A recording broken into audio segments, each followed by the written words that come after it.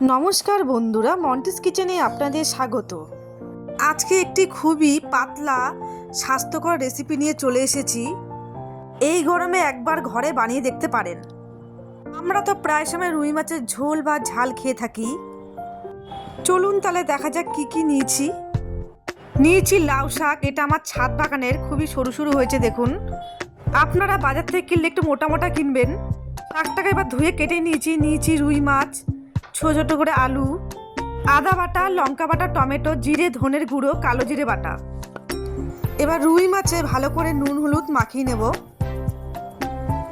এই মাছের ঝোলে কালো জিরে বাটাটা অবশ্যই ব্যবহার করবেন। আপনারা তো জানেন কালো জিরে শরীরের পক্ষে কত উপকারী। ব্যাস আমার মাখা হয়ে গেছে। এবার কড়াইতে সর্ষের তেল দিয়ে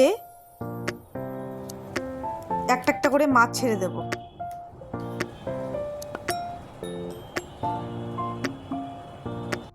বেশি ভাজার দরকার নেই, হালকা হালকা করে লাল করে ভাজলেই হয়ে যাবে।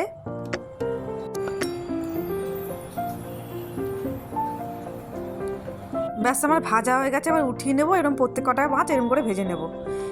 এবার ওই কড়াইয়ের মধ্যে তেল দিয়ে দেবো পাঁচফোড়ন সোমবার আর কেটে রাখা আলুগুলো দিয়ে দেবো। হালকা লাল করে ভেজে নেব।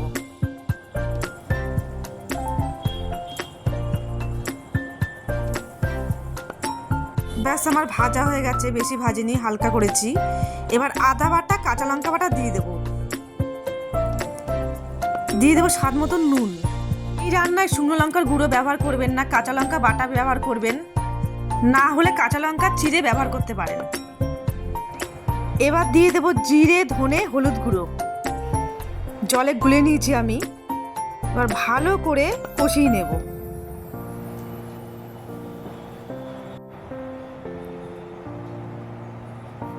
ভালো করে কষানো হয়ে গেছে। এবার লাউ শাক দিয়ে দেব। একটু নাড়াচাড়া করে 2 মিনিটের মতন ঢেকে রেখে দেব। ব্যাস 2 মিনিট হয়ে গেছে। এবার উঠিয়ে নেব। দেখুন শাকটা ভীষণ নরম হয়ে গেছে।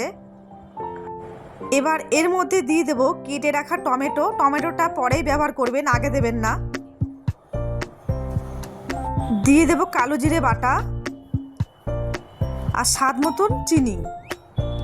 আপনারা যারা শাকে চিনি পছন্দ করেন না তারা দেবেন না, আমি একটু দিলাম। ব্যাস একটু নাড়াচাড়া করে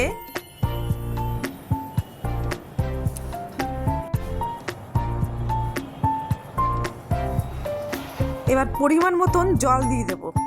শাকটা একটু ঝোলঝোলি হবে। আর 5 মিনিট ঢেকে সেদ্ধ করব। 5 মিনিট হয়ে গেছে। দেখুন আলু শাক সবই সেদ্ধ হয়ে গেছে। এবার একটা একটা করে ভাজা মাছ ছেড়ে দেব। আর 1 মিনিটের মতন মাছ দিয়ে ফুটিয়ে নেব।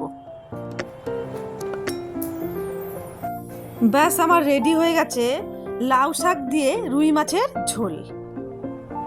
আমার এই রেসিপিটি আপনাদের যদি ভালো লেগে থাকে, যারা ফেসবুক থেকে দেখছেন পেজটিকে ফলো করে দেবেন, আর যারা ইউটিউব থেকে দেখছেন চ্যানেলটিকে সাবস্ক্রাইব করে দেবেন।